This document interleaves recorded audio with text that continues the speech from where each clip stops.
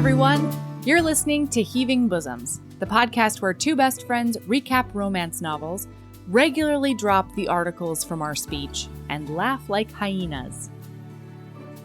HBs, I have to level with you. It's 11 o'clock at night, and I'm having a really hard time writing this intro. So this week, we are jumping right into Brooklynaire Part 2. I'm sorry, but it's so tired in here. Here we go.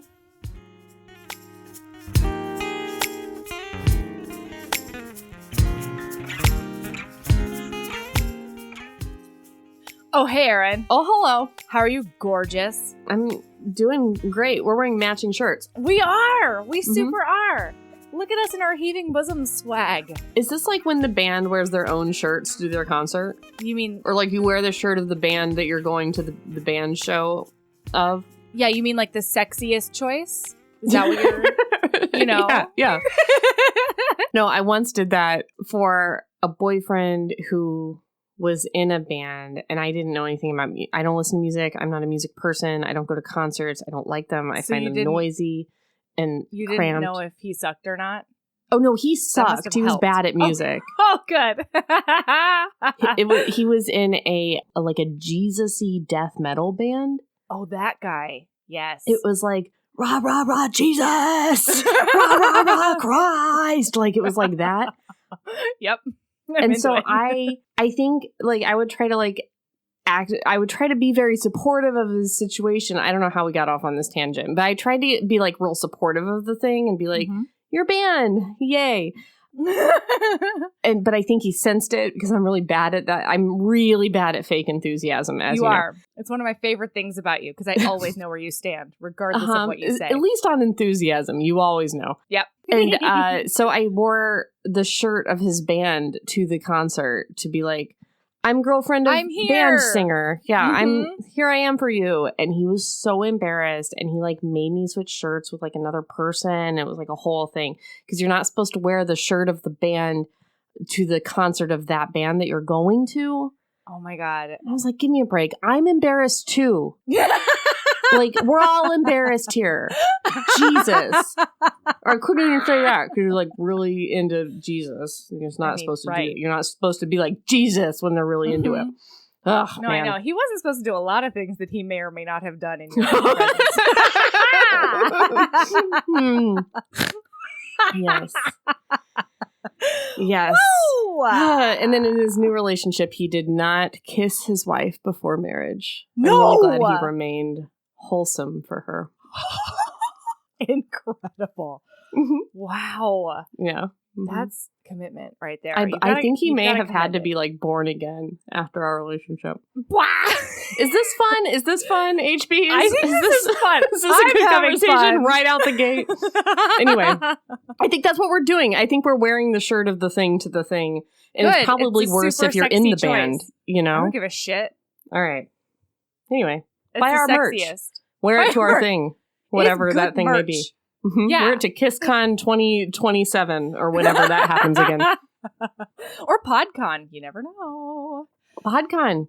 Does anyone know? Hi, listener. Do you know someone at PodCon? Or do you know someone who does do world tours that might be interested in putting us in some kind of a world tour? Would go. Would go. Caveat would have to be quit your job level money. So like, right. Just would have to be serious monies. Would have to negotiate. Also, we would need to take 2 children and at least 1 dog. So just accommodations for them. Yeah. Yeah. But don't let that dissuade you because we give good podcasts. We're worth it. We're super worth it. Speaking of being worth it, I don't remember a damn thing about this book. It was like 6 weeks ago. Guys, we read this book, then we waited 2 weeks to record it. Then we recorded part 1. And we did a whoopsie part 2-parter. Whoopsies. Whoops, we didn't mean to. Then we took off a week to do the Wildly Tarot fun times. Situation. So then we read a book in between, and then did we? And then last weekend you did, and then you recorded with Andy. Yep. Anyway, it's been a while. Okay, it's been a minute, but not for me because I decided I was so fucking responsible this week, Erin. Good job.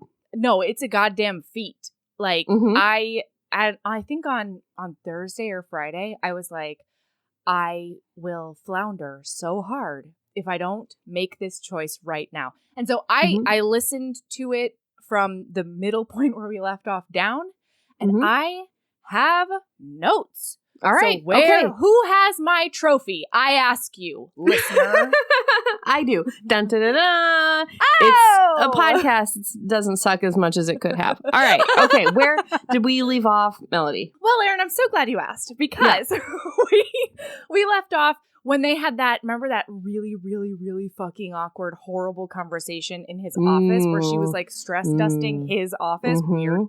Yeah. And vaguely. And he like she didn't let him say how he felt about anything. She was just like, "Is mistake. I'm now that woman." I do recall. Yes, with my boss. And so that's where they are right now. So she goes back to therapy. She's doing a bouncy with Ramon. Physical therapy. That's the one. Yes. Because if you went to regular therapy, psychotherapy, and you did a bouncy with Ramon, that would be unethical. And that would be many a listener illegals. Would wonder, who is Ramon? So Ramon? I just wanted to be clear. Are you doing a therapist bad right now, Ramon? Turns out no. No malpractice is happening right now. Because keep in mind, our heroine does have a head injury for the entirety of this book. From slipping. So you never know. In book 2, exactly. In book 2, her brain might stop bleeding and she may be like, who is this guy? What am I doing here? You never know. All right. Okay, so now she has a conversation with the doctor, and he says that she needs to stay out of work one more week. And she's like, oh, I really need to show my face in the office. And like, it's so stressful to burr. And really low key, she's like, the doctor obviously is shocked about this because he does think that I am boning his boss. And wait a sec, or my boss. And wait a second, I am boning my boss. I did do it. Yeah. Yeah, that impression is now correct. That's right. So now she walks outside and she's like, oh, the beautiful spring air in New York. And don't get me wrong, that is fucking magical. But it makes her feel all of these like springtime Twitter-pated feelings. And she can't stop thinking about Nate, obviously, as the focus of her Twitter patient. Sure. So she keeps on fantasizing. Do you remember this fantasize she has about Nate? I just said out loud. I definitely do. Just remind me a little bit. And well, it's all about, so he like walks into the room and he gets under the covers with her and she's like, Nate, you shouldn't be here. Oh, and he doesn't say a word. Oh, yes. Yeah, I thought he says nothing. And she tries to push him off and be like, but our jobs. And he's like, just. And he's like, turn over. But he doesn't say anything. He just like moves her over. And then he takes her panties aside. And like, she says they're half-hearted attempts to dissuade him from sex. And he just puts it in her. It doesn't matter. It's a dream. It can be wholehearted. Yeah. It's still a dream. It can be whatever the fuck you want if that's what turns you on. So she's thinking to herself, am I a feminist anymore? And all of us are here to say, yes, ma'am. Yes, you are. You're a self-proclaimed badass. So you're fine. There you go. That's the one. Yeah, but let's review. Your politics do not need to line up with your bedroom wants. That's all. They do not. All right. So now she realizes in that moment that like let Nate talk about what he wanted, how he wanted things to go. Hot. She just cut him off at the knees. And so she's thinking to herself, I don't even know if he wants a future with me. But that's dumb because I am lowly secretary and so there could be no future with us. And it's a whole thing. So now she wants to go to a hockey game in Brooklyn, but she doesn't want to go sit in the box and she doesn't have any tickets lined up. So she abuses her fucking sister in their apartment. She's such a dick to her fucking sister. She's so mean to the sister and the boyfriend. She's so mean. So this poor sister, this goddamn newborn's mother, long suffering, is walking around with a teething, horrendously, like probably colicky baby, and she's just like bouncing him and trying to get him to like be okay.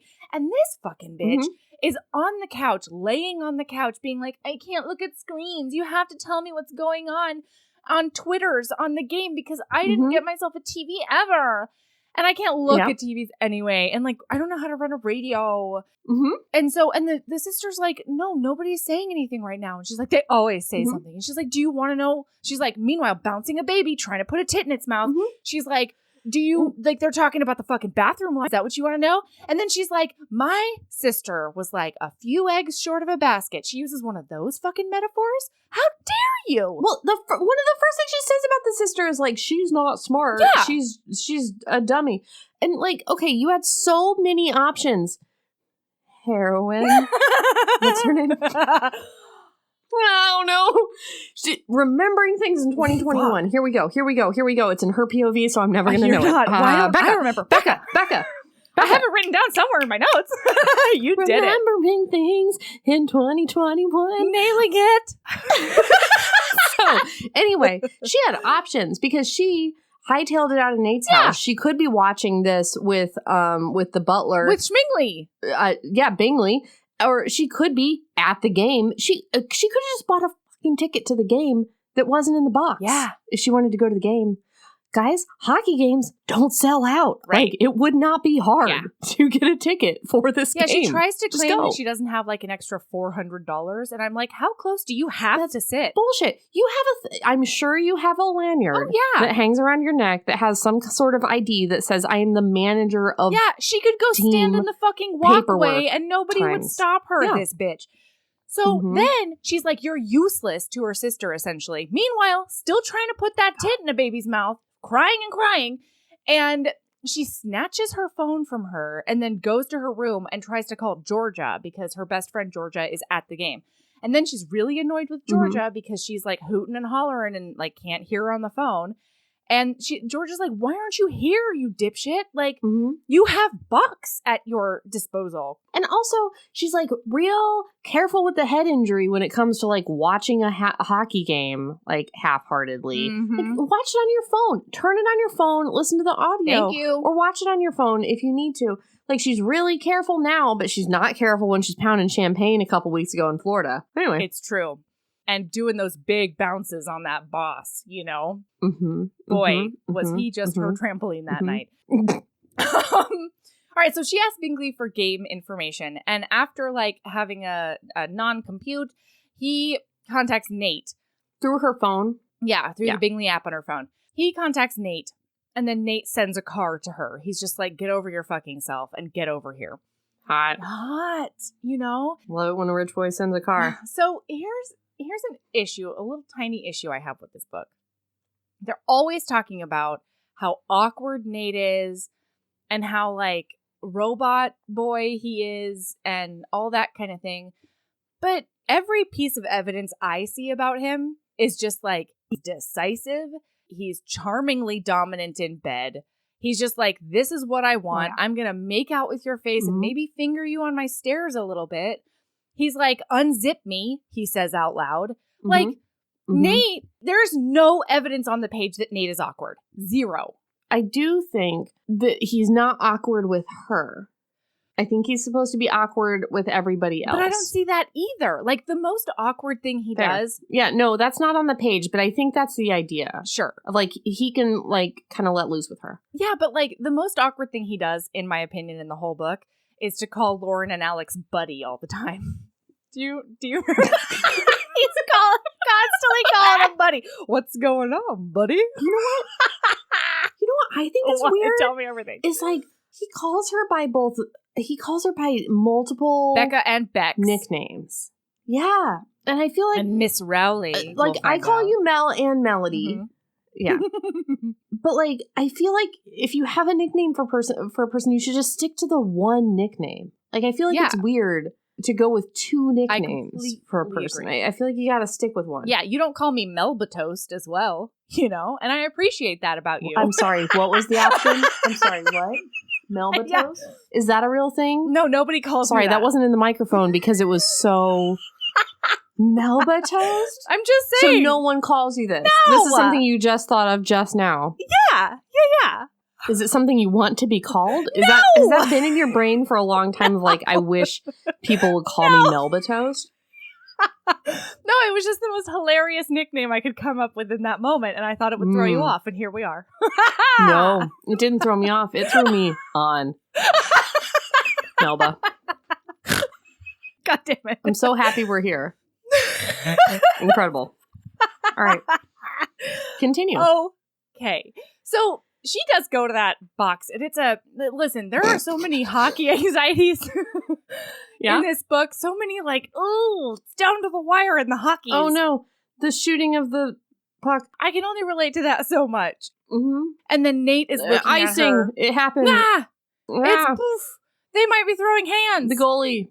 Mm-hmm. Yeah. The fight. Oh, there was a time when the goalie got in a fight. That was a thing. Yeah. A very sexy fight. Mm-hmm. Mm-hmm. Anyway. Really, I mean, I think Lauren and him are a book, so, you know. Yeah. If you like hockey, there's hockey in it. Yeah. We're not going to talk about and it. I understand sports ball tension, you know, Mm-hmm. but I definitely fast forwarded while I was listening to the audio through these scenes. Mm-hmm. I herbs it hard. So, listen, Nate is looking at her with nothing behind his eyes. And she doesn't know what to think about it. His mom is there, and so she does talk to his mom, and his mom's like, "What you been doing?" And in her brain, she immediately goes, "Your son." Your son?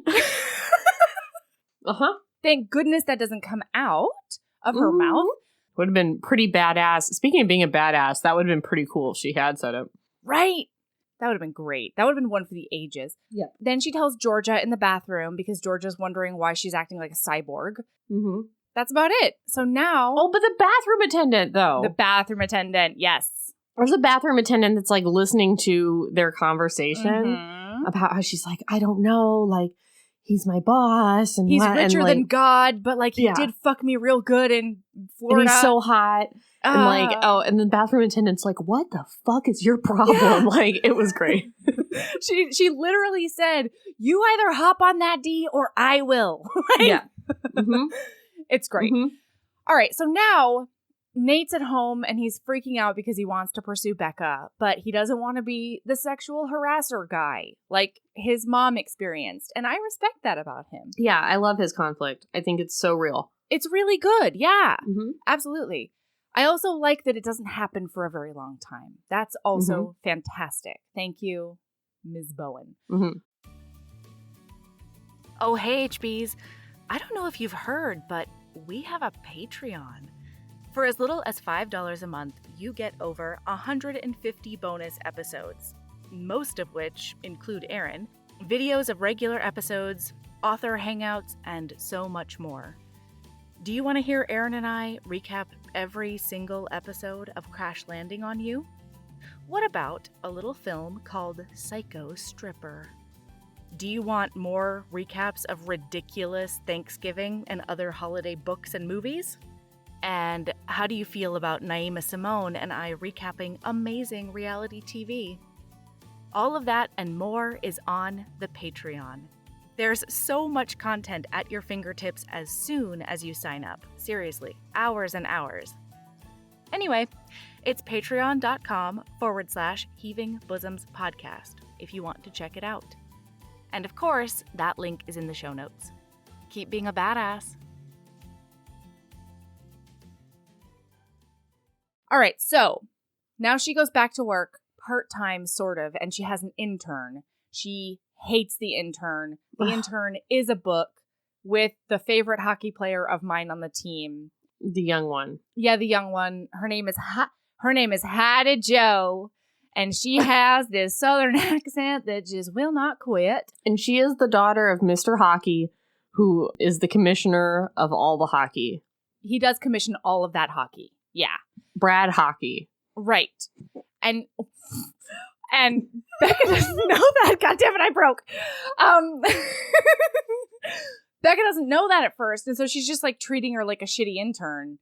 And then later on she finds out and she tries to be real nice. And the girl's like, don't give me special treatment, you asshole. You cannot care who my dad is. And I also really respect that about Heidi Joe. A little bit. Yeah, I don't think that you should, sign up for being abused. And I really think that the corporate culture of abusing interns needs to stop overall. Here's how I feel about Heidi Joe. Oh, tell me. If you don't want people to treat you differently because your dad or your grandpa is the commissioner of hockey. Don't be a hockey intern. Yeah. Because, like, if her deal is that eventually she wants to be business lady of hockey, great. Intern at business lady of something else if you don't want people treating you different. The end. That's true. I realize that doesn't help Sarina make a book, but that's how I feel about Heidi Jo. I think that's an excellent point. Heidi Jo? Is that right? Heidi Jo, that's right. All right, cool. Remembering things. So, right before the game, a limo pulls up. She puts all the boys on the bus to go do hockeys. And a limo pulls up. Heidi Jo jumps in, and then she jumps in, thinking it's an empty limo. But oh my gosh, there is a sexy Nate Kattenberger in there. He's so sexy, and he is wearing a suit, I think. He definitely is. And even though he's not doing a man sprawl, she does end up almost in his lap because she just like bounces into the middle of the seat thinking she's got all the room in the world. And so then she has to do like an awkward shimmy shake to like get off to the side. And so intern Heidi Jo is like, oh, Mr. Kattenberger, I'm such a big fan. I've been taking real good care of Miss Rowley and the whole thing. So then Nate is like, Miss Rowley, do you have the notes on the Schmurfenberger that's going to happen in the box times? And she's like, Miss Rowley? What the fuck is he even doing? He's talking to Becca. That's her last name. Yeah. And so she goes to DEFCON most extreme in that moment. That to is the point, one. That is the one. To the point that like she can't even read to him whatever it is. She just like hands him the paper herself. And she's just like, I can't believe he's doing this distancing technique on me. So then they get there, and before Becca can stop her, intern jumps out of the limo and then does like a pageant wave because Nate gets out. Because it's like a lot of press and stuff. So the idea is that they should stay in the limo so that the until owner, after. Yeah. So now she looks like but the she owner's gets out. date, and she's like, "Oh, hello, everybody.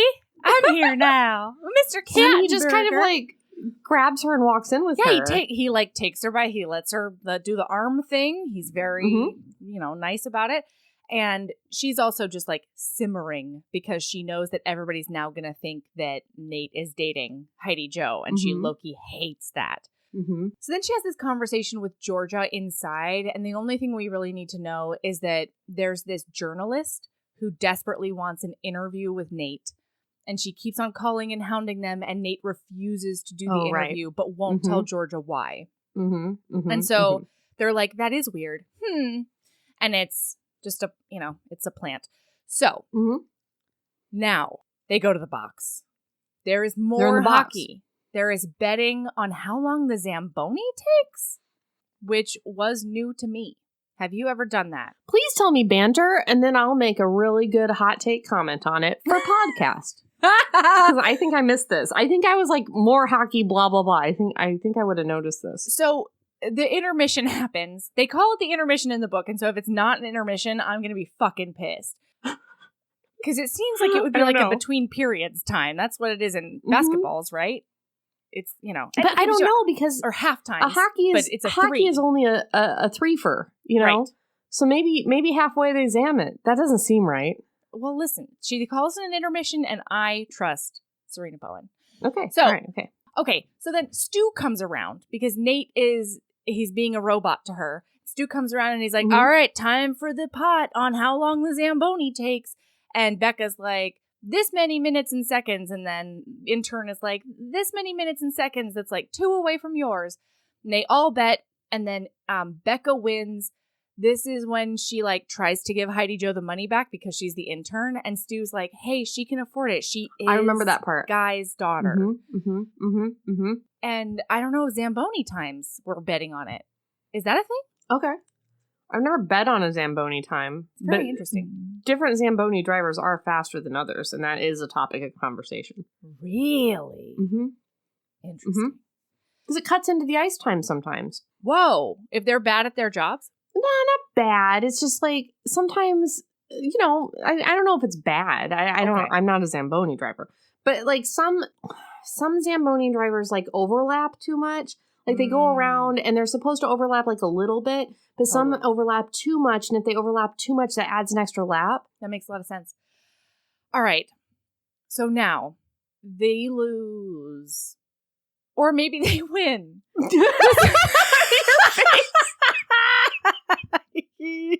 I don't remember. I don't know this one. I'm pretty sure they win. So she's going down to like get her jacket or something, and she sees Nate in his office waiting for Georgia to like tell him to go introduce the press conference or something.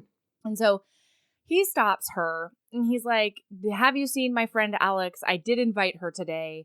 And she's like, no, I'm not the one who invited her. And he's like, okay. So they have a confrontation over the Miss Rowley thing. Yeah, right? He calls her Miss Rowley again. And she's like, okay, what the fuck is that? Like, it's totally Mr. Darcy bullshit. And you're being a weirdo and I don't like it. I refuse the Mr. Darcy through line. I refuse it. I refuse the metaphor. I hear you. I agree. Okay. All right. Okay. It's just a thing that was said out loud. I know. And it keeps being said. We're supposed to think she's a Jane Austen, even though I have no evidence for that. I have no evidence of him being a Mr. Darcy either. That's true. He has no sticks up his booty. You know? Or maybe he does, but only in the good way. So anyway. Sorry, I got distracted. So they have this confrontation. Okay, sorry. She freaks out.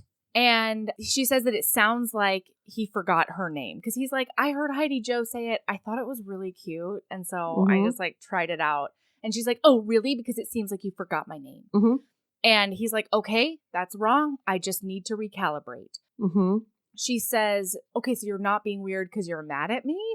And he's like, no, never. Like, I'm not mad at you. And I never would be. Like, we talked about this and I get it. Like, you've put the boundary up and I'm respecting it. I'm just trying to figure out how not to be weird while doing that. And she's like, we technically haven't talked about it because I did tell you to shut the fuck up and I did all the talking. And so I don't know how you feel about it. And he's like, listen, I'm the guy who owns the company you work at, so I can't have feelings about this. Right. I need to just go with whatever you want. This has to come from you. Right. And so she says, what if I hadn't told you it was a huge mistake? Do you know what you would have said? And he's like, yeah, fuck yeah, I know what I would have said. Like, I haven't been able to stop thinking about you in 74 positions all over furniture in all of Brooklyn and all of Manhattan too, and maybe even space. He didn't say that. That's Melody fanfic. No, he said maybe even space is just something that Melody wrote, probably. After Melody, good writer, you know. Melody, great writer. Listen, Melba, hey, you're a great writer. But imagining these two in space is something that you're doing and didn't take place in the book. Fair. Can we talk about how your hands are covered in chocolate and you're looking? I did a whoopsie. I did what that. happened? She's like covered in chocolate.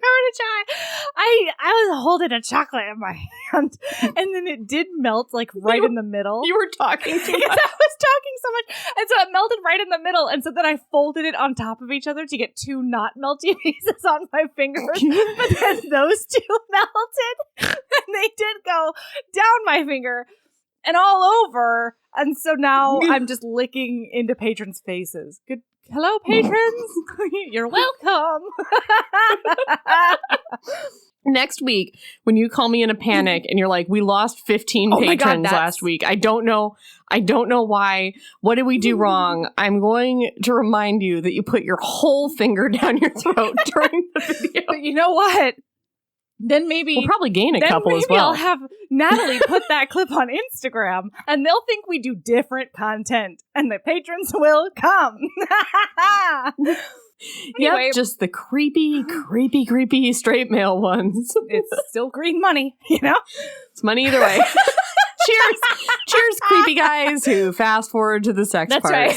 Cheers to you. Hey, boys. We love you. Hey, boys, you're not listening because you fast forward through this That's part. right. Also, do not contact us. Thank you. Please, no emails, gentlemen. They didn't hear that. And if they did, they wouldn't care. No, they wouldn't. Anyway. They're still watching me lick my fingers. They're not patrons. Which, like, we really should have that $200 tier where we tell all the stories because they would pay it. They would pay. They would pay. Oh, sorry. I'm sorry, listener. Yes. Sorry. Listener, whether you're a patron or not, Hello. we value you. And so We now value we're you. getting back to the story. Yeah. Okay. So now So they talk about having he says he wants to have a date. Yeah. He's interested in her. And he wants to have a real date. And he describes the date, how they go for like dinner and she'd be wearing like a low cut sweater he and says. you know, it's like a hot explanation of what the date would be. Yeah. And so she's like, "Oh my gosh, I'm such an idiot. Like we could have saved all this angst." And I'm like, "Yeah. No. To the rooftops. Yes, they could have." This troubled me a little bit because what I liked about her conflict was that she was fucked either way, right? Yeah. Like if he wants to date her, Always. she's fucked. Huh? No, but that is the problem. She can't get fucked any of the ways because she's fucked either way. Because if it's casual, she's the employee that's like casually having sex with her that's a boss. Like problem. she's the office slut, right? And if it's a relationship, big then it gets quotation into a marks. nepotism problem for her. So either way, she can't do this. And then her expression of relief after this conversation where it's like, oh, you know, like if we just talked about it, it would have been fine. It's like, no, the way you set up this conflict, I don't know. I just Anyway. had like eyes on the dick prize so hard that Mhm. went right over No. my head. And that's why I'm here for you. I know. This is why we work, Erin. That's why I need you. Thank you. Thanks, Melba. All right. Oh, I did that to myself. Mm-hmm. So then they hug because she's a big anxiety. And then Heidi Jo They do a walks big in hug. to tell him to come to press conference. And she like jumps 7 feet away from him in a way that only an Olympic athlete could have done. Mm-hmm. And then she runs out and he's like, okay, that could have gone better. But I think this is something we can laugh about when we're old and gray and still boning. Mm-hmm. And so after the press conference, he goes straight to her house, rings the bell, and then realizes that it's 11:46 p.m. Mm-hmm. So he is like, "Hi, it's me. I'm so sorry." And he does this big like word vomit at her, being like, "What?" But they're outside. Because he rang the buzzer, she came down. No. She hasn't come down yet. Oh, okay. Because he does that word vomit where he's like, just so you know, like the dinner just doesn't expire. Got it. I'm so apparently so awkward, even though nothing I'm saying is actually awkward. And then he thinks that there's just like this long silence, and he's like, "Oh my God, I'm the creepy guy. This has happened. I did it. Fuck, I've got to go." But then she's there. "Hello, I came right down the stairs." Hi. And she didn't hear any of the speech. Didn't hear it. It's the best. And the reason is because her very, very intellectually stunted sister and her annoying brother-in-law are fucking real hard in her apartment, apparently. And she is holding that baby strapped on or something. Yeah. So then she's like, "I do want to go to dinner." And then they do a kiss. She tells him that he's never the creepy guy and that's never the problem. And then they go to dinner at a fancy restaurant the next day. Dinner at a fancy restaurant. Boy, does it go well. She's just like so full. She can't eat the dessert. And that's something I'm never going to identify with. No, I don't understand it. Even if you're like the most full, you can still eat sugar. Right? Sugar's like barely even food. Like, I don't understand. Like, especially with like a desserty, ice cream situation. It just like, it'll just fill all the crevices that. Yeah, it just like filters down. Yeah. It doesn't make you more full. You know, like when you did that analogy about how like when you're a jar and like you put it in the sand first and then you can't Erin did cram that. in the balls. No, that was you. No, that was you. You did that. That was your lady love. Did I? And then another, yes, you 100% did. And then another time I used it to talk about how I was doing it wrong. Right, you were cramming and cramming and cramming. Right. Just because ping pong balls, they are hollow. So if you flatten them out, you can lay them like Pringles in the jar if you need to. That is how you live your life. You're right, it was my lady Oh, life. I was saying the dinner is the ping pong balls in the jar. Yeah. And then the dessert the is the cookies you eat sand. after are the sand. Duh. It just all comes out. Like last night, my friend and I went to go eat Indian, which is always a problem. And we ate so much on the way home. We were literally talking about how we were in pain. Yeah. And then we got to my house and we ate 3 chocolate chip cookies each. See, sugar filters into the crevices. It just, yeah. What do you want? That's science. We are scientists. Just another reason why Becca isn't that much of a badass. Right? She doesn't understand science. Dessert science. That's what I'm saying. Jeez, Becca, stop making these claims. Part of the scientific process is to always question, Becca, and you've never shown me a receipt. Part is also experimenting. Try to eat the dessert, Becca. Just give it a shot, Bex. He's a bazillionaire or whatever. Order that dessert. See what happens. It's true. Just because you're full doesn't mean you can't lick it a little and see what the tastes are. Just the tiniest little lick.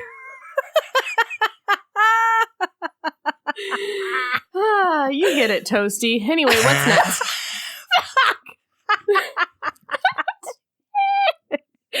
So now they get back to the house. And she's like into it.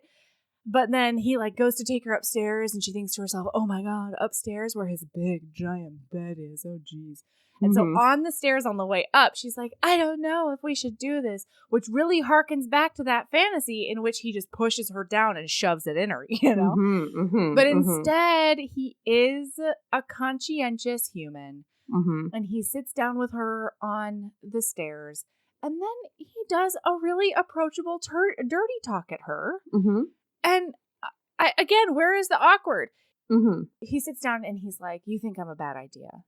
And she's like, no, it's not you. And he's like, no, but I am a bad idea because I want to do bad, naughty things bad stuff to you. Bad, and he's horrible like, things. You'll hate nibbling on her fucking ear and like snarfling on her neck and shit.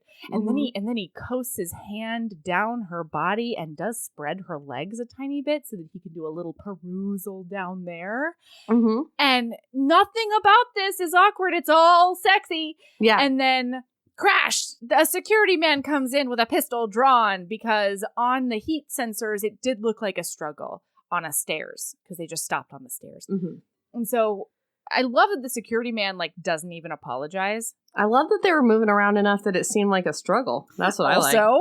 Also that. Yeah. Well, if anything, security man's annoyed. I'm sorry. You completely zoned out.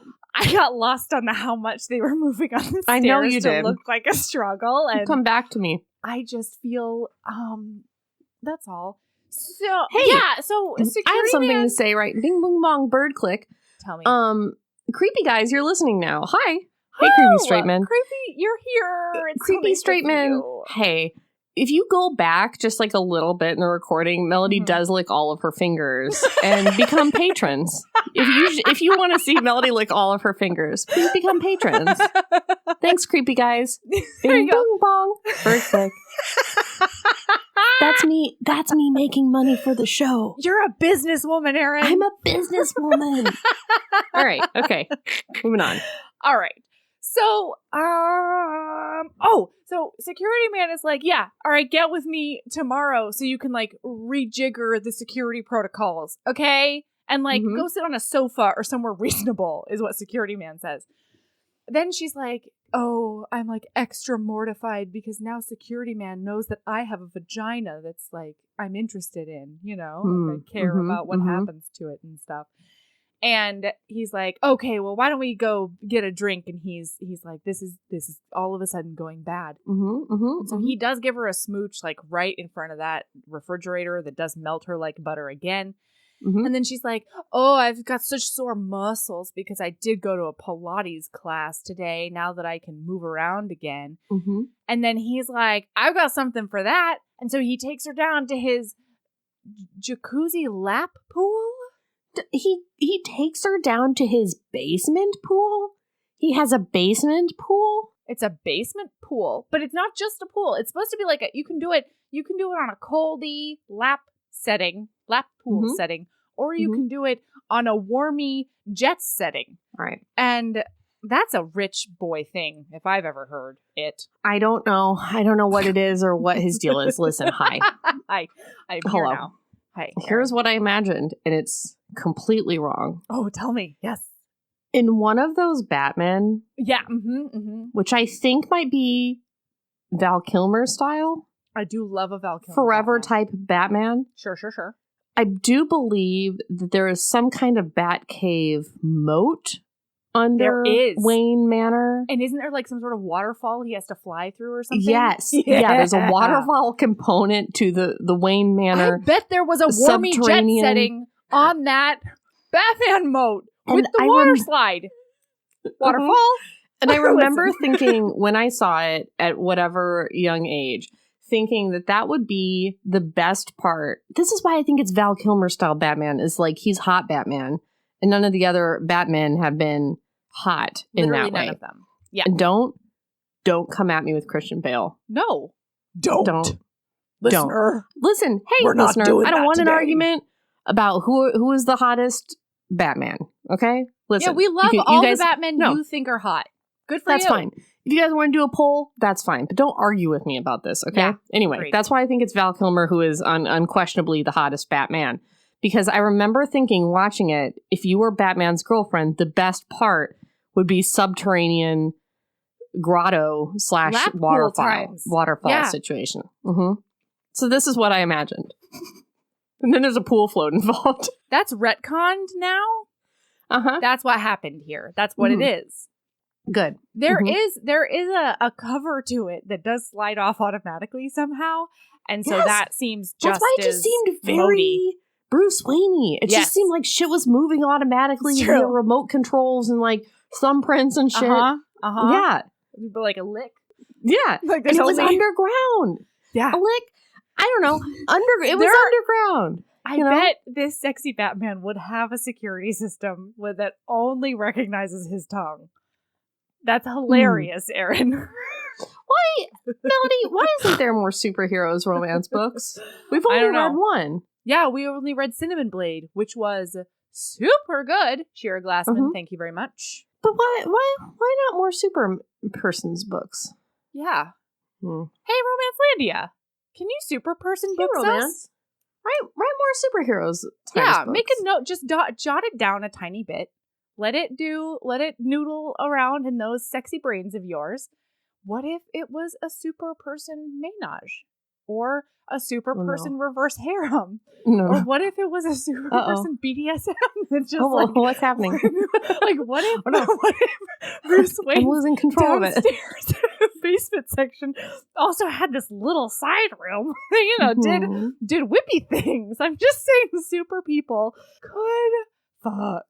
Superman is technically an alien. He is. Mm-hmm. What do you think his jizz tastes like? Romance Landia knows. Mm-hmm. We can do it.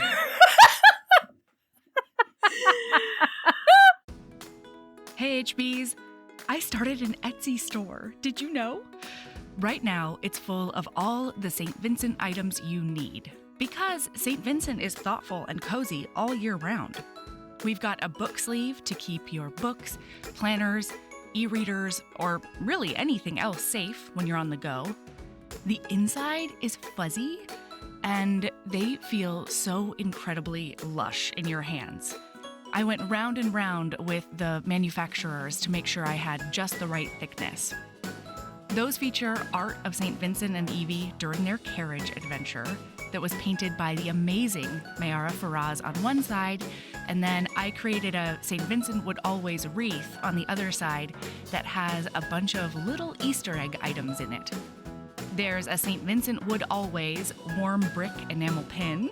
It's like, if you know, you know. I designed a special edition Marriage of Convenience candle that is specific to Devil in Winter, with the help of HB Jen at Post Pouring Company. It combines dark amber for St. Vincent and rosewood for Evie, and it smells so delicious. It's hard to even wrap my brain around. So if you want to treat yourself or be the St. Vincent you want to see in the world by getting a care package for a friend, check out our Etsy store. The link is in the show notes. Okay, guys, here we are, because it's about to be cunnilingus times. So they do go down to that jet-setting moat pool, and oh boy, it's a hot, because he's like, you can just like put your feet in and stuff, and she's like, oh, okay. Oh, that's hot. Yeah, I like that. She has to take off some stockings, which was confusing to me, but cool. And then she's like, so are we getting in, or he says, are we getting in or what? And she's like, I don't have a swimsuit. And he's like, oh no. And then she says, if I get in, then you have to get in. And he's like, it's a promise. And then he like unbuckles his belt or something. And she goes, okay, what are you taking off? And then he looks her dead in the fucking face. And he said, I don't know. Oh no. First he says, come here. Come here, he says. And then he says, you tell me what I'm taking off. And nothing about that. That is the smoothest fucking hot that maybe I've ever heard. So they do get naked. And she does this little coquettish, like, oh, I'm going to take off my bra and then I'm going to peek over my shoulder at you. Hello. You're getting booty and side boob over here. And then they get in the water and they chat about things that I can't remember because really it's not important. And then she does straddle him. And then there's a turtle floaty that Alex got him as a gag gift, and he does grab that turtle floaty and put her up on it and go down on her like the champion he fucking is. Bing boom bong. Tell me everything. Going down on Rebecca on the turtle floaty. Please. I just feel like... Danger Town? No, it's not dangerous necessarily. I just feel like I feel like if you're going down on another person, you need that person to be in a stationary spot. Agreed. And I just imagine the pool floaty kind of like always getting away from you. You know, like I know he can like kind of grab He's just like following the pool floaty around, like going to town. Yeah, like, yes. Because I just feel like it's slippery and it would be hard to keep in a spot. You want to know what happened in my brain? Sure. He was about to put her up on the ledge. And then he was like... Great idea. Right? Excellent idea. But then he was like, do I want concrete on her bare ass? I don't know. And so he did grab that. Great idea. I know, it's what? fine, right? What's happening? Like all the different textures. I think it would be great. So it's fine. Is there bark and ants that are going to get in her ass? Then it's fine. If the answer is no, if it's just a little scrapey scrape, whatever. Cheers. I've been drinking. You guys, I have she has a sulfate-free cider. A sulfite-free cider. Oh, the sulfite kind, yeah. Because she has an intolerance. Yes. Okay, so... It is more alcoholic than I thought originally. It's a tall boy. Yes, it is a tall boy. So, okay, no, God damn it. Yes, hi. So instead of like putting her up there, what he did was bring the floaty like either to the edge of the pool or like against the edge of the pool. I still think that's a problem because the floaty it's not a rigid item. I agree with you. I feel he's smushing her into it. Yeah. And I feel like he's not getting the level of like pushback, bracing. Yep, yeah, bracing. That he needs her to be in a stationary spot to get the pressure that he needs. Also, that's like, what I think. Some people, when they're building to orgasm, they do move around a lot. You know, they might do a gyrate to get different ankles going. And like when you're doing a gyrate on a floaties, on a pools, you could gyrate right off of that floaties. And I also feel splash, sploosh. That's what I meant for dangerous, because she was just like, and suddenly, I didn't think of that, but I do think of the sounds the floaty would make as well, because All she's the got to be fart moving a sounds. little bit, and it's got to be a lot of fart sounds. The whole time he has to be like, is that a queef? Is it a fart or is it a floaty? But like, man, what a great, like, you know how I love a comedy sex scene. Me Like, too. I feel like that would be great if the pool floaty like kept making fart sounds, and that was like a joke they had. Yeah. But instead, what does happen is Rebecca does make a big moan sound, causing Bingley to be like, "Rebecca, are you okay?" Which is very funny in itself. So there was a comedy moment in this sex scene, which was very funny. And then there was a very hot moment when she says, like, let's go over to that couch, and then he commands her to come on my tongue so that I can take you upstairs and make you come on my cock. He says verbatim, fucking batum. Didn't hate it. It's the hottest. There's no awkwardness in the world. Where is it? I ask you, am I drunk? Have I gotten vicariously drunk? Maybe. No, you are 3,000 miles away from me. But I will say the sex in this book's very hot. It's very hot. Okay. It fades to morning. Mm-hmm. And then she wakes up and he tells her to roll over after doing a big snuggle up on her back and like doing a snurfle on her neck. He tells her to roll over and then he pushes her head down to his junk. This is her fantasy, right? No, it's not her fantasy, but she's like, how does he know this? Oh, wait, you said he pushes her head down. Yes. Yeah, I remember this one. Yeah, Never so mind. Sorry. Mm-hmm, a beach happens. Yeah. And she like loves that he's just like, oh, yeah. Oh, Yeah. yeah. She's like, this turns me on so much. How does he know that? Like, we're just so compatible in every way. Because they're basically. besties. Yeah, right? They're just on the same wavelength in all things. So now she wants to keep them a secret.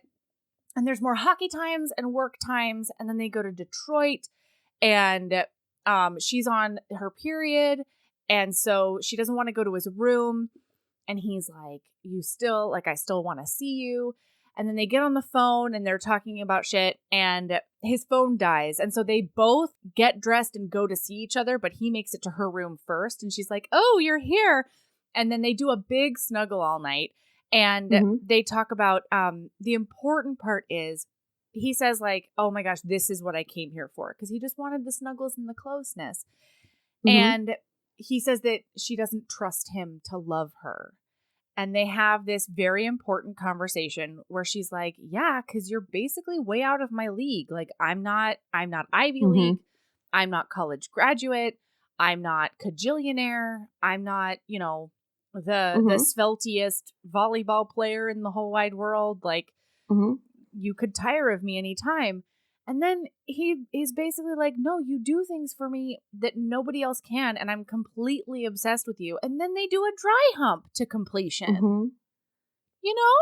Yeah. You guys, I think dry humps are really in vogue right now. Dry humps are all the rage in romance. You heard it here. Yep. Many times. You heard it here first. It is very popular. It is. Oh no.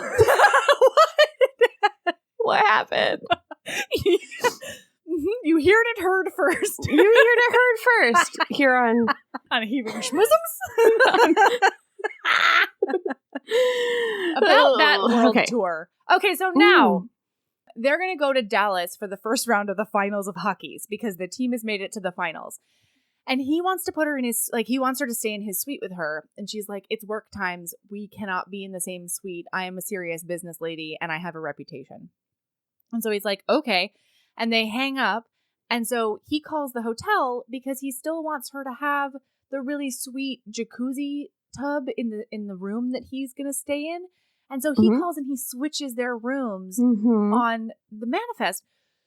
Oh my God. Then the TBI doctor calls and he does a big HIPAA violation. A giant one. And like, I don't think 50,000 smackers gets you a giant HIPAA violation. At least not in my world. I see where it can, but it shouldn't. It shouldn't. So the doctor calls and he's like, I haven't seen Miss Rowley in an age. And I don't know why she's not coming anymore. And Nate's a big upset about it. And then he's like, hold on a second.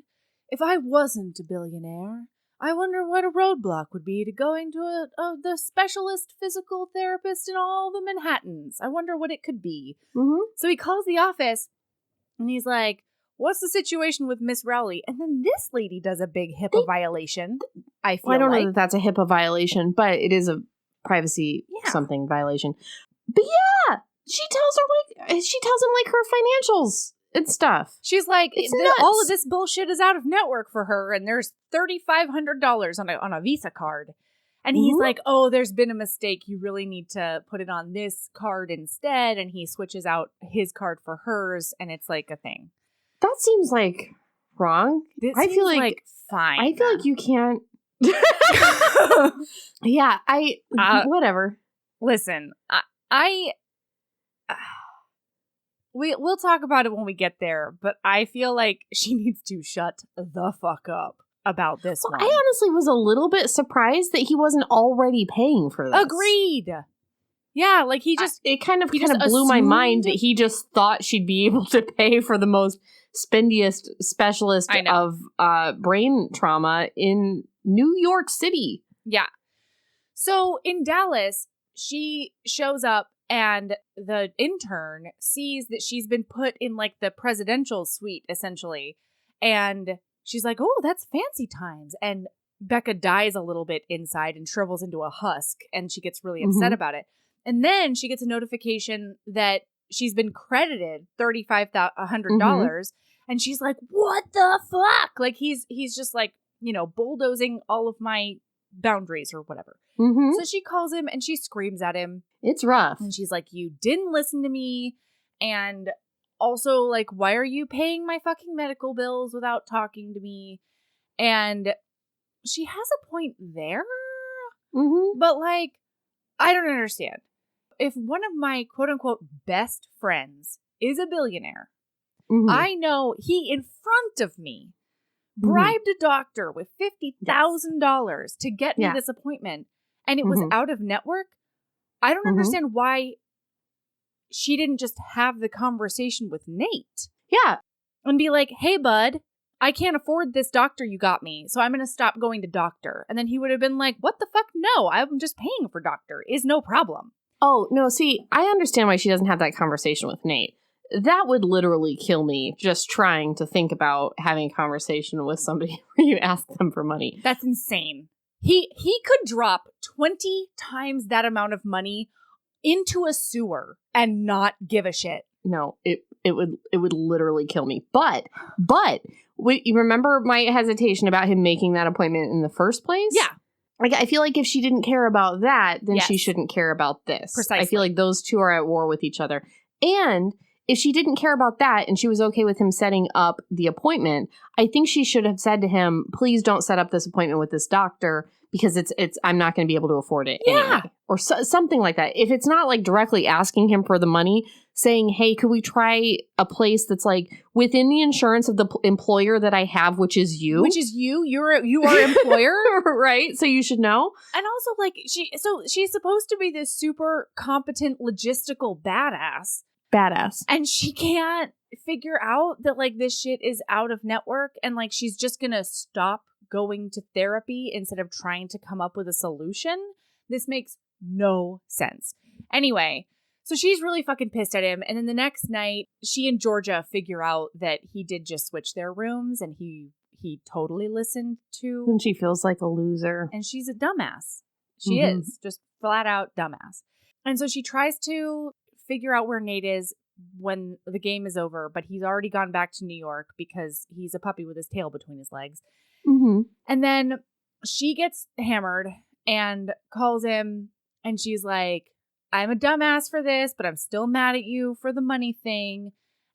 I just need space, basically. So then she goes back to therapy in New York.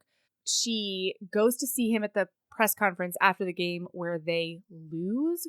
75% sure they lose. Okay. And the journalist that we mentioned before pops up out of nowhere and she's like, I'm going to publicly now ask you why you bought this hockey team. Does it have anything to do with getting revenge on the captain of the Dallas hockey team who did screw your wife and then marry her. Is that a thing? Mr. Vegan CrossFit is also a hockey? He's a hockey too?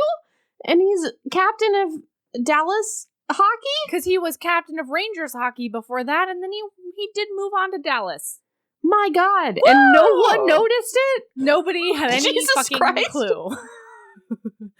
I guess it's possible that Becca, like, didn't know that guy's name, maybe, from past. But, like, she had a crush on him when Juliet did this to him, right? She had a crush. So, like, how do you not internet stalk Juliet for the next decade every once in a while? Also, like, okay, just, like, also, if they're, like, check-in. besties, okay, listen. We're besties. We're besties. And I don't think it's ever going to work out between us romantically, but that's fine. You know, that ship has sailed. But howmevers.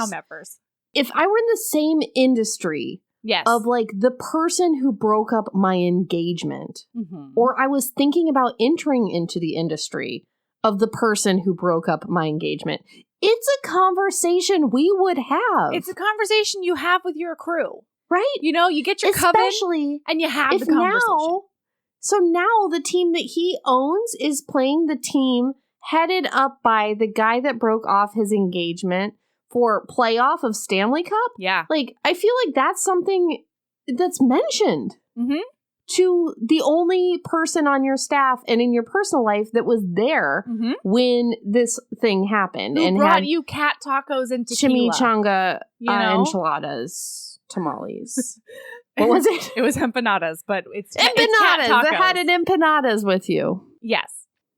Whatever. So she then goes to his house after this whole thing because she's like, Nate needs a support and I'm a dumbass. And he asked me to be there by his side in Dallas. And I was too up my own ass about being judged about perfectly legitimate professional concerns. And okay, so she goes over to his house and they do some makeup sex on that couch. It's good. Wow, that makeup sex on that couch. I endorsed it. Good job. You know, I would sign off on it now. Yes. Yeah, 100%. 10 out of 10. This makeup. Stamped. Approval. That's the one. Would read again. Have read again. Did read again. So she says she realizes, like, in that moment that it meant a lot to him that he wanted her to, like, sit in the box with him. And that now she's all in if he is. And he asks her to be his date to the Dallas game. And she's going to go on his jet with him. And she's not going to work there. And it's going to be a great. And so they do that. And they win in Dallas. And then, you know, they're holding hands and stuff before. But then they're both like, okay, so we're going to ease people into our relationship. Even though there's like this, you know, celebration or whatever. And then at the celebration, he does this big speech where he's like, yeah, I'm so glad that everybody's like on board with my years-long vendetta. And like, you're gonna get your bonus checks, everybody who knew about it. And like, it's a big joke. And then he goes, but really, I need to thank Juliet and captain of Dallas team because without them doing what happened, I wouldn't have this amazing lady in my life. And then he hooks Becca around the waist and then they're forced to do a kiss in public. Everybody's like, yes, like bang on the glass, kiss, kiss, kiss. And they fall for it. I didn't. Okay. At my wedding, I was like, you guys can bang on all the glasses you want. I'm not your dancing fucking monkey. I don't remember that part. Nobody. But here's the thing. Around 40% into wedding, I don't remember a ton of wedding. Because I threw good wedding. There's a picture of me and Tanya with all the booze from your wedding. Have you seen that? Oh, yeah. You're pulling the cart and Tanya's sitting on the cart on top of all the booze. But it was bought and paid for already. Yeah, I paid for that whole fucking bar. It was great. Yes. Great. It was good stuff. I threw good wedding. It was delicious. Yeah. I have a friend who said that he was getting gin martinis when really all he was getting was jars full of gin. Like, that was his version of a gin martini. He doesn't remember 80% of the wedding. My favorite drink is gin with a squeeze of lime juice. Just a smack of lime juice. Fancy pants over so there. So I understand. Yeah. Yeah. And really it's just to make it not straight gin. Yeah. Like I just feel like kind of a lush being like, listen, you like a cocktail, Erin. exactly. Okay. It's not just straight hard liquor. It's got lime juice in it. Okay. So All right. now they go back to New York's and we can really wrap this up. She visits his office and his friend Alex comes over and Alex is like, do you remember that one time we boned? Mm-hmm. The one time in our whole friendship, I do need to make sure you're not the father of the fetus currently in me. Oh my God. And he's like, bleh! And this really comes out of nowhere. And I think it really only happens to set up Alex's book with whatever hockey player she ends up with, you know? I hope so. And I wonder, I don't think it can be a secret baby, but I wonder if Sarina could have pulled it off. Listen, I don't know. Well, if it's a secret baby, then like by definition, the hero has to be like the father of that baby, right? And the father of this baby is like a horrible person, right? No, I thought secret baby was just most like romantic partner doesn't know about it. Is that not true?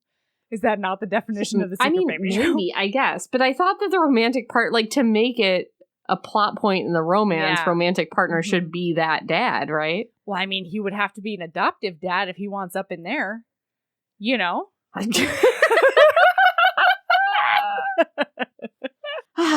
anyway, we'll have to ask Natalie. Natalie loves a secret baby.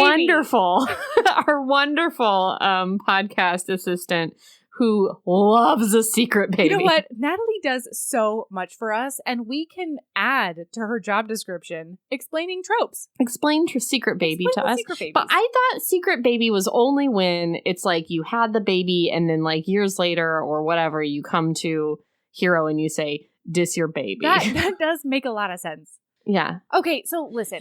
Okay, wait. Yeah. What? No, you say plot. I will. And then I do hot take. I'll do plots.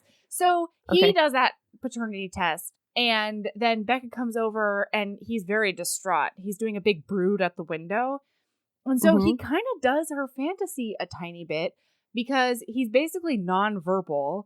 And she's like, "Are you okay?" And she's like grabbing him by the face, and then they kiss, and then like it's on TM, and they do hit that couch. Her back hits that couch in a way that is very sexy. And then he's just like on her, and then he's like, "Need you," and she's like, "Have me," and that's pretty much the only thing he says. And then wham, bam, orgasm land. It's done.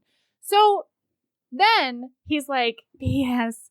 I probably should have told you this One before." reason why I was so horny to do sex is that I am in a personal crisis where I may have done a baby into Alex.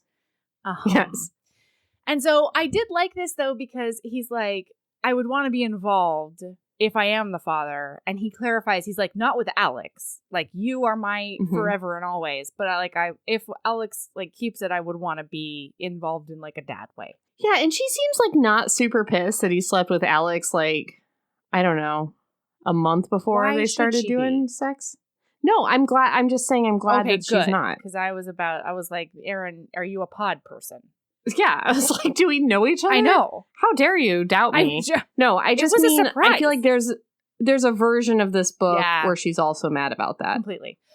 Okay, so now they go to Stanley Cup Finals. It's in Dallas.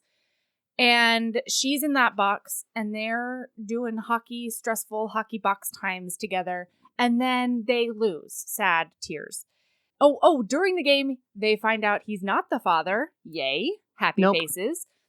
And then they go downstairs and they run into Juliet, and she's like smoking and miserable and haggard, and it's terrible. And she doesn't look like the super happy partner to, a person who just won the Stanley Cup. You know what I mean? And then when they talk, she's like, "Hey, I wasn't responsible for that article. I hung up on the bitch. I don't know what happened. I'm sorry." And then he's like, "Hey, no worries. Like, people write stupid shit about me all the time." And she's like, "You look good." And he's like, "You look good too." And then Bruce fucking asshole, whatever his name is, comes out and he's like, "Juliet, get over here," and like bodily grabs her and drags her to take pictures for Stanley Cup happiness.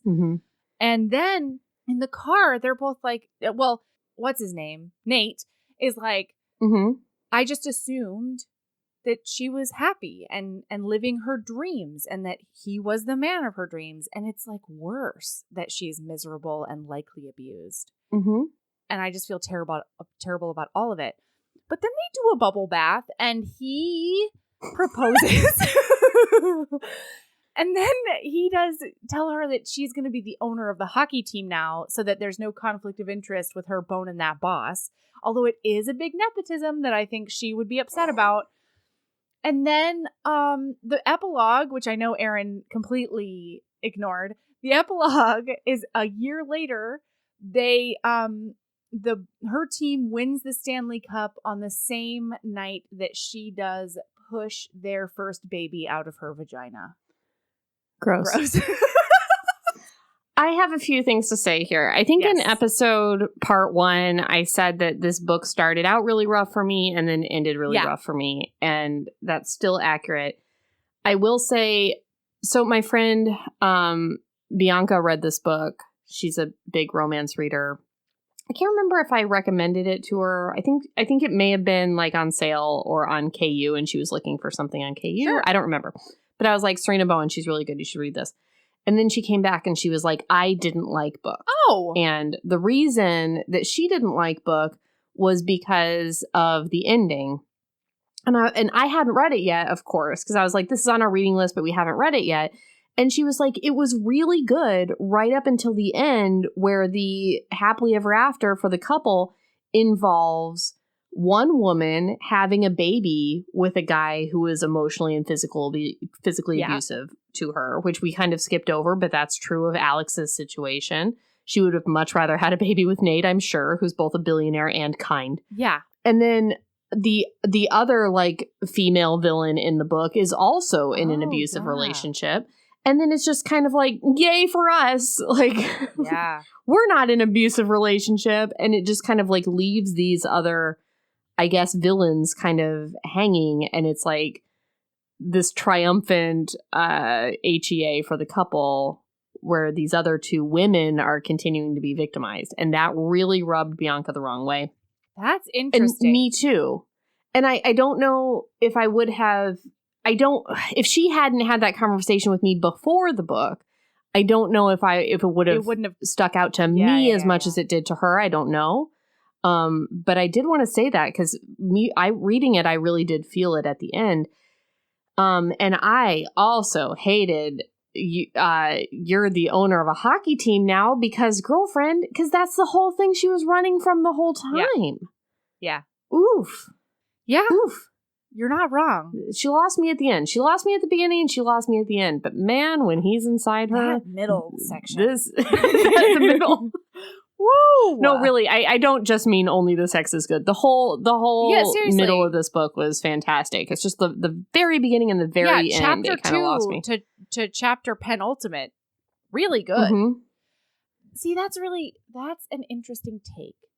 And I didn't process it that way because I never saw Alex as a villain. Does that make sense? No. Yeah, I don't think anyone did. But I think the idea of like, these are the two things that kind of stood in our way, kind of. I never saw that either. Because like she doesn't freak out about it. And he says, regardless of anything else, like it's not my ideal first year together, but like you're still the person I want to be with foreversies. And she's like, yeah, that's cool. Like I'll be jealous, but and he's like, I'd much rather. But you can't say they're not relieved when they find out he's not the father. They're of that definitely baby. relieved. And in their relief is like, oh, I'm so glad the father of Alex's baby is just that abusive asshole, and we don't have to deal with it. Yeah, in that relief is kind of like a sour thing that's really kind of not addressed. Absolutely. And she's supposedly his good friend. I know, like his other best friend since college. Mm-hmm. Now I'm wondering because I didn't think about it this way, but I was super concerned, like Bianca was, and so I immediately Googled and I was like, Sarina Bowen, Alex, hockeys, and I was relieved to find out that this terrible thing, right, that's happening to her, is sort of the setup for her HEA. Sure. You know, she doesn't end up with the asshole. She probably doesn't even have to deal with the asshole. Like, I don't know that to be true, but yeah. Anyway, that's a good perspective, though. But I don't think Juliet gets a book, and I think it's seen as this is the punishment for having cheated on our good hero. Yuck. Yeah, and I mean, lava hot take, but good people cheat. I mean, I don't know that, you know, the idea is like, oh, she deserved this. I kind of felt, and I completely agree with you on that, and I'm also of the belief that, like, so cheating doesn't necessarily even have anything to do with your partner, you know? In this case, she said that, like, it's really hard being a tech widow because he works 120-hour weeks or something insane. So she barely ever sees him. The other thing was, it really seemed like her relationship with Exercise Man had more to do with the fact that, you know, she had gone through this image transformation, and it was more about exploring like who she is now that she's changed this part of herself so drastically. Does that make sense?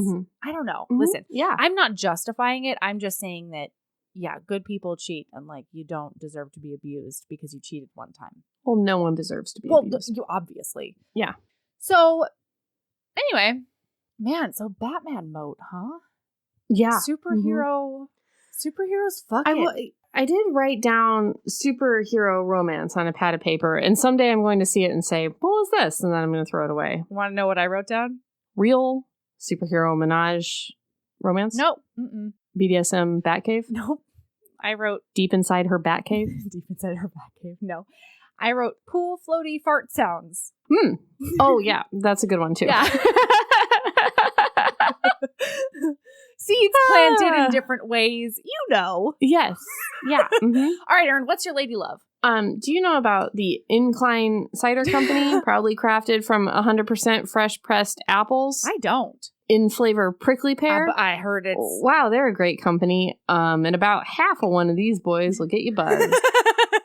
Especially if you didn't have lunch and it's 5:30 p.m. So, and it doesn't have no sulfites in it. Right.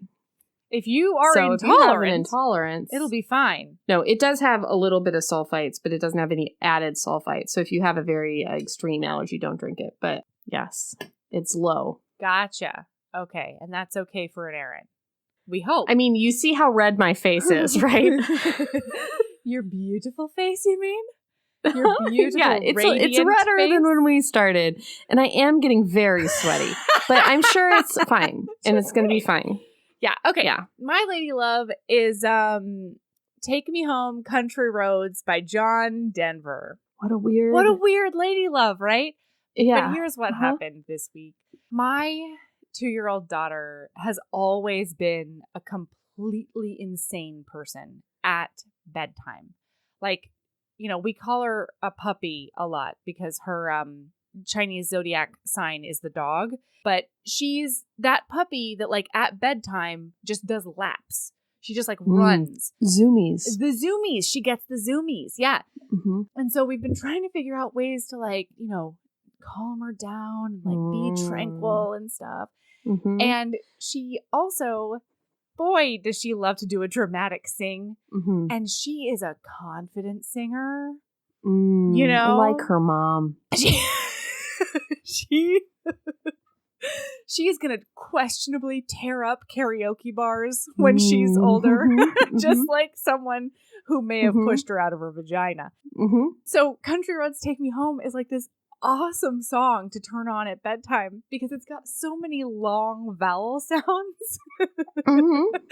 Is that an awesome song to turn on at bedtime? Yes, because she just stands there and she goes, like, I'll say country roads, and, like, as that happens, she'll go road, and then she'll go home, and then she'll go mountain mama. And she just goes and goes, and she'll, like, stand in one place and just belt out some John Denver, and it's maybe my favorite thing that's happened in a while.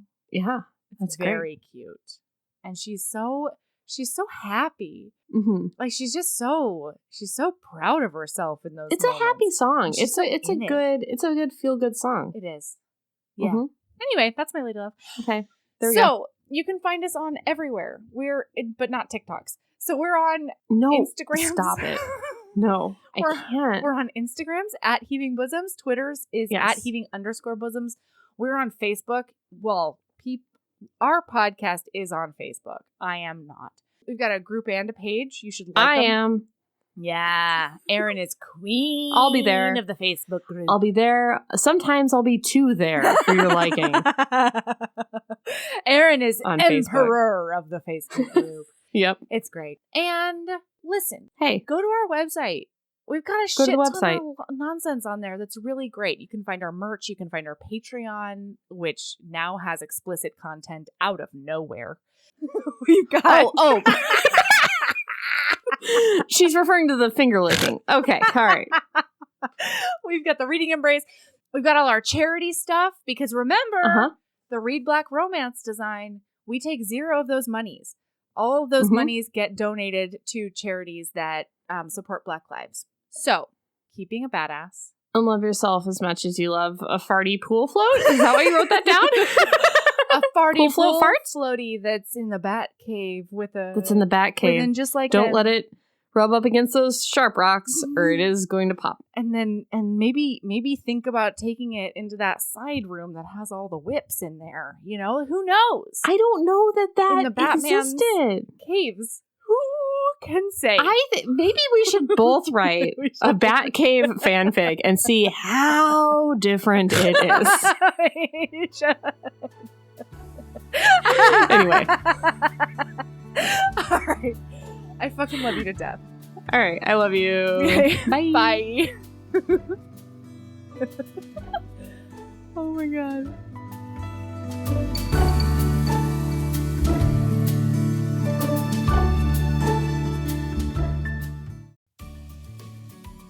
Hey, you. Yes, listener, you. Are you loving the show? If so, please leave a rating and review in your podcast app. The 90 seconds you take to say something nice not only helps new people find the show, but it makes me super smile over at HBHQ. Also, I've had a few people ask, and the answer is yes. We are still doing the 5-star bribe. If you leave us a review with 5 stars, then we'll do whatever book you want. We're real deep into the list, though, so it might be a while. Lilas! Okay, back to the show.